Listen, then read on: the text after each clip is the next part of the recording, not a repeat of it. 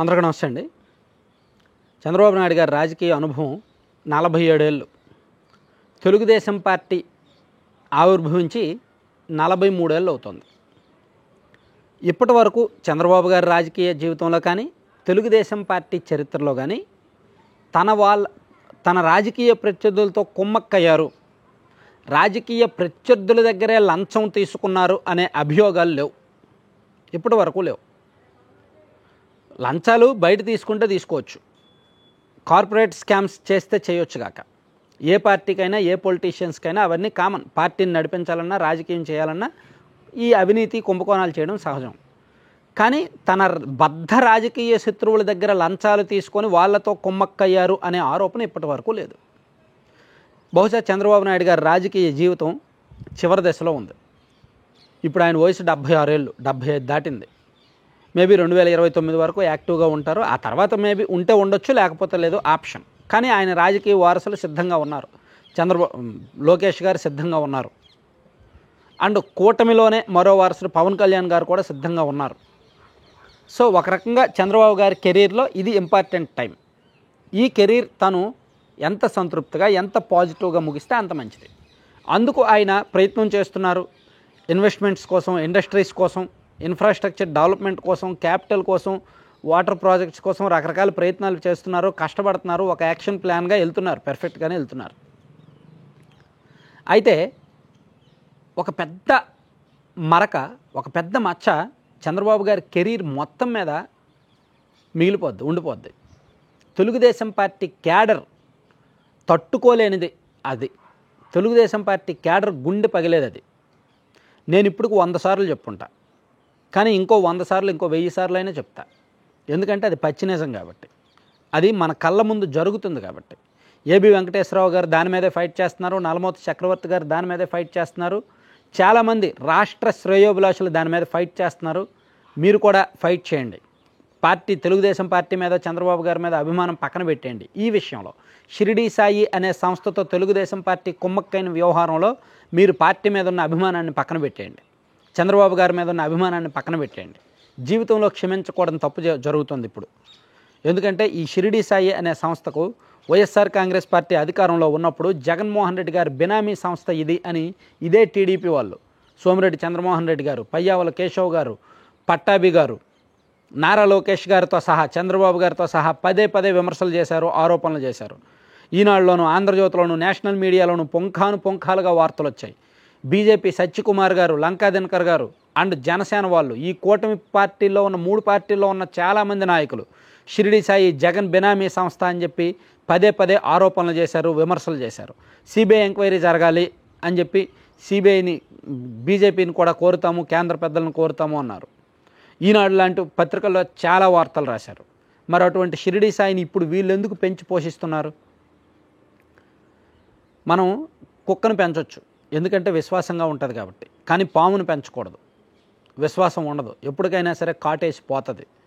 అది తెలుగుదేశం పార్టీకి ఆ ఇంగిత జ్ఞానం లేదా, ఆ కామన్ సెన్స్ లేదా? షిరిడీ సాయి అనే సంస్థ ఎవరిది? వైఎస్ఆర్ కాంగ్రెస్ పార్టీ వాళ్ళకి చెందింది కాదా? జగన్మోహన్ రెడ్డి గారు వాళ్ళ సన్నిహితులది కాదా? కడప జిల్లా పులివెందుల నియోజకవర్గానికి చెందిన నర్రెడ్డి విశ్వేశ్వరరెడ్డి గారిది కాదా? ఆ విశ్వేశ్వరరెడ్డి ఎవరు? వైఎస్ ఫ్యామిలీకి అత్యంత సన్నిహితుడు కాదా? 2011 బై ఎలక్షన్స్లో విజయమ్మ గారి తరపున పులివెందుల అసెంబ్లీకి డమ్మీ నామినేషన్ వేయలేదా? సో అప్పుడు ఒక చిన్న సాధారణ సంస్థగా ఉన్న షిరిడీ సాయి వైఎస్ఆర్ కాంగ్రెస్ పార్టీ అధికారంలోకి వచ్చిన తర్వాత ఒక పెద్ద సంస్థగా ఎదగలేదా? సో వాళ్ళతో వీళ్ళ కుమ్మక్కవాల్సిన అవసరం ఏమొచ్చింది? ఎవరు అలా కుమ్మక్క చేయించారు? 2024 జనవరి 11వ తేదీన 40 కోట్లు ఎలక్టోరల్ బాండ్స్ రూపంలో షిరిడీ సాయి ఎలక్ట్రికల్స్ అనే సంస్థ నుంచి తెలుగుదేశం పార్టీ ఎందుకు తీసుకోవాల్సి వచ్చింది? వీళ్ళ రాజకీయంగా, వీళ్ళ అనుభవంలో వీళ్ళు దలుచుకుంటే పెద్ద కార్పొరేట్ శక్తులు వీళ్ళకి ఫండింగ్ ఇవ్వరా? దేశంలో ఉన్న పెద్ద కార్పొరేట్ శక్తులు ఫండింగ్ ఇవ్వరా? సో కేవలం 40 కోట్ల కోసం పార్టీ క్యాడర్ ఎమోషన్స్ని తాకట్టు పెడతారా? పార్టీ భవిష్యత్తును ముంచేస్తారా? పార్టీ క్రెడిబిలిటీ పోగొడతారా? పార్టీ మీద ఒక పెద్ద మచ్చ వేసుకుంటారా? చంద్రబాబు గారి కెరీర్ మొత్తం మీద మచ్చ వేసుకుంటారా? కేవలం 40 కోట్లు అఫీషియల్గా ఎలక్టోరల్ బాండ్స్ రూపంలో వాళ్ళ దగ్గర నుంచి లంచం తీసుకున్నారు కాబట్టి ఇవన్నీ.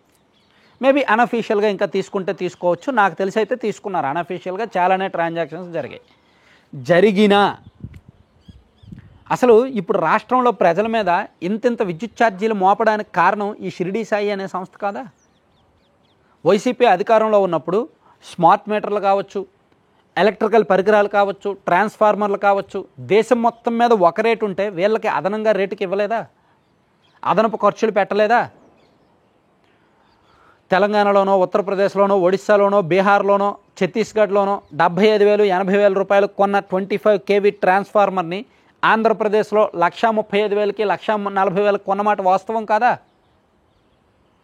సో ఇది కోర్టులు కూడా సుమోటోగా కేసులు నమోదు చేయాలి. మరి న్యాయ వ్యవస్థలు ఏం చేస్తున్నాయి? ఇంత కరప్షన్ కళ్ళెదురుగా జరుగుతుంటే. సో దానివలన అంత అదనపు ఖర్చులు పెట్టారు కాబట్టే కదా ప్రజల నుంచి ఎక్కువ ఛార్జీలు వసూలు చేశారు. డిస్కంలు నష్టాల్లో ఉన్నాయి. ఎందుకు నష్టాల్లో ఉండవు? ఇటువంటి వాళ్ళని పెంచి పోషిస్తుంటే ఎందుకు నష్టాల్లో ఉండవు? ఆ నష్టాలను భర్తీ చేసుకోవడానికి ప్రజల నుంచేగా వసూలు చేసింది. మరేమైనా కూటమి ప్రభుత్వం అధికారంలోకి వచ్చాక ఏమైనా చక్కదిద్దారా? వాళ్ళ దగ్గర నుంచి లంచం తీసుకున్న తర్వాత వీళ్ళు ఎందుకు చక్కదిద్దుతారు? ఇప్పుడు వాళ్ళ దగ్గర లంచం తీసుకున్నారంటే షిరిడీ సాయి అనే సంస్థ ఉప్పు తిన్నట్టేగా టీడీపీ వాళ్ళు, తెలుగుదేశం పార్టీ వాళ్ళు. మరి వాళ్ళ ఉప్పు తిన్న తర్వాత వాళ్ళ మీద కేసులు పెడతామంటే ఊరుకుంటారండి వాళ్ళు? వాళ్ళ కాంట్రాక్ట్లు ఇవ్వమంటే ఊరుకుంటారా? సో మరి తప్పు జరుగుతున్నట్టేగా. చట్టబద్ధంగా తప్పు, రాజకీయంగా తప్పు, ఎథికల్గా తప్పు, ఏ విధంగా చూసినా తప్పే. ఏ విధంగా చూసినా తెలుగుదేశం పార్టీ దోషిగా నిలబడాల్సిందే. ఏ విధంగా చూసినా చంద్రబాబు గారు ఈ విషయంలో దోషిగా నిలబడాల్సిందే. అవునా కాదా? ఒకసారి ఆలోచించి కామెంట్ చేయండి. సో అందుకే ఇప్పుడు ఏబి వెంకటేశ్వరరావు గారు లాంటి వాళ్ళు, ఈ నలమోతు చక్రవర్తి గారు లాంటి వాళ్ళు ఫైట్ చేస్తున్నారు. వాళ్ళ ఫైట్కి మద్దతు ఇవ్వాలి. ఎందుకంటే రాష్ట్రంలో ఇప్పటికీ కూడా షిరిడీ సాయికి అదే ధర కాంట్రాక్ట్లు ఇస్తున్నారు. ఎందుకు ఇస్తున్నారు? ఇప్పటికీ ఎలక్ట్రికల్ డిపార్ట్మెంట్లో ఎందుకు ఇంత స్కామ్ జరుగుతుంది? ఇప్పటికీ కూడా 5% ఒకరికి, 1% ఒకరికి కమిషన్ల రూపంలో ఎందుకు వెళ్తోంది? అవన్నీ లెక్కలతో సహా మనం ఆధారాలతో సహా బయట పెట్టవచ్చు. కానీ అందరికీ తెలిసిందే కదా. ఇంకా ఏమంటారు అంటే ఓపెన్ బహిరంగం. ఈ కుంభకోణం అనేది బహిరంగం. ఏదో మద్యం స్కామో, లేదంటే ఇంకా ల్యాండ్ స్కామో, లేదా ఇంకేదైనా ఇన్వెస్టిగేషన్ చేయాలంటే నెలలు టైం పడుతుంది. కానీ ఈ స్కామ్ని, ఈ ఎలక్ట్రికల్ డిపార్ట్మెంట్లో జరిగిన స్కామ్ని ఇన్వెస్టిగేట్ చేయాలంటే 24 గంటలు చాలు.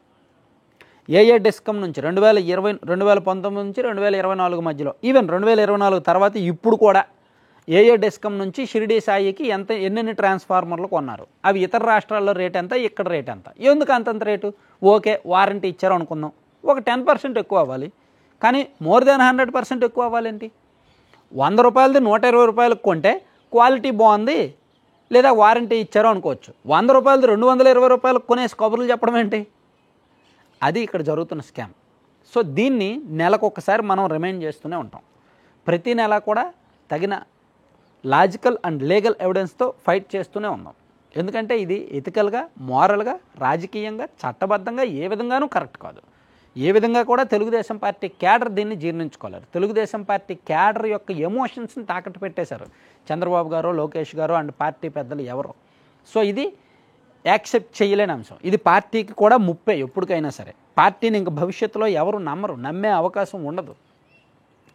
కాబట్టి ఎంక్వైరీ చేస్తే ఆ 40 కోట్లు తిరిగి ఇచ్చేస్తారా, లేదా మీరు ఏం చేస్తారో చేసుకోవచ్చు. కానీ షిరిడీ సాయి విషయంలో జరిగిన కుంభకోణం ఏమిటి అనేది బయటకు తీసుకొస్తే, దర్యాప్తు చేస్తే, బయట ప్రపంచానికి తెలియజేస్తే తెలుగుదేశం పార్టీ సచ్చీలత, నిజాయితీ బయటకు వస్తుంది. లేకపోతే మాత్రం వాళ్ళు గజ దొంగ, వీళ్ళు దొంగ, అంతే, అంతకుమించి ఇంకేం కాదు. ఆల్రెడీ అన్ని విషయాల్లో కూడా అదే. కానీ వాళ్ళ ఇంటి మనిషి దగ్గర, వాళ్ళ బినామీ మనిషి దగ్గర కూడా లంచం తినడం ఏంటండి, డబ్బులు తీసుకోవడం ఏంటండి? ఎంత చీప్గా చూస్తారండి జనం, ఎంత చీప్గా చూస్తారండి క్యాడర్. సో అది కదా ఇక్కడ టీడీపీలో వచ్చిన సమస్య. దేశంలో ఇటువంటి పార్టీ ఎక్కడ ఉండదు తెలుసా? ఇంత చీప్ కరప్షన్, ఇంత చీప్గా తప్పుకు దొరికే పార్టీ దేశంలో ఎక్కడ ఉండదు. తెలుగుదేశం పార్టీకి ఆ చరిత్ర, ఆ మరక అంటుతుంది అనమాట. అది ఎవరు క్షమించలేరు, తీసుకోలేరు కూడా. దాన్ని మ్యాక్సిమం సాధ్యమైన త్వరగా తుడిపేసుకుంటే మంచిది. Thank you.